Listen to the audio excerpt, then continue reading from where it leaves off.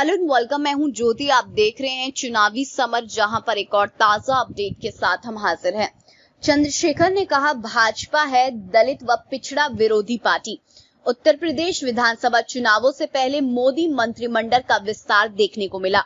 बड़ी बात यह है कि इस विस्तार में कई दलित और पिछड़े समुदाय के नेताओं को मंत्री बनाया गया है, क्योंकि उत्तर प्रदेश में जल्दी विधानसभा चुनाव होने वाले हैं।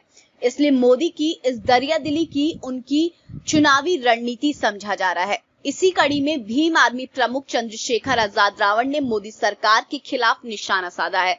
आपको बता दें कि भीम आर्मी के अध्यक्ष चंद्रशेखर रावण ने ये कहा है कि भाजपा दलित व पिछड़ा विरोधी पार्टी है। उन्होंने कहा कि केंद्र व राज्य सरकार ने अपने अब तक के कार्यकाल में बहुजनों के लिए कुछ नहीं किया, और जब यूपी चुनाव आने वाले हैं तो वोट पाने के लिए मंत्रिमंडल में उन्हें जगह दे दी है।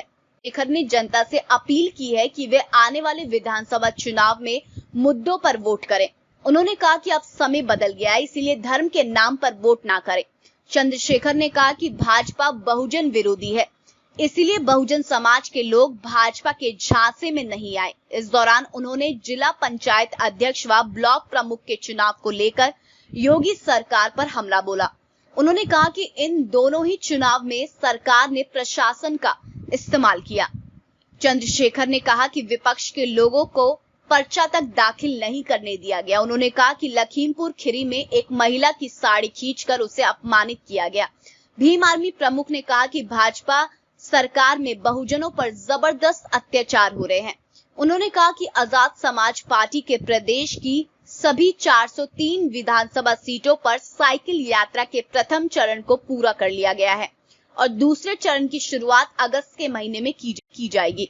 इस तरह भीम आर्मी प्रमुख चंद्रशेखर आजाद रावण ने दलितों और पिछड़ों को सावधान करते हुए कहा कि वे भाजपा की असलियत को पहचाने। उन्होंने कहा कि भाजपा सरकार दलित विरोधी है और सिर्फ उत्तर प्रदेश विधानसभा चुनावों को देखते हुए उन्होंने दलित नेताओं को मंत्री बनाया है, और जैसे ही चुनाव समाप्त होगा शायद फिर से दलित मंत्रियों से उनकी जिम्मेदारी छीन ली जाए।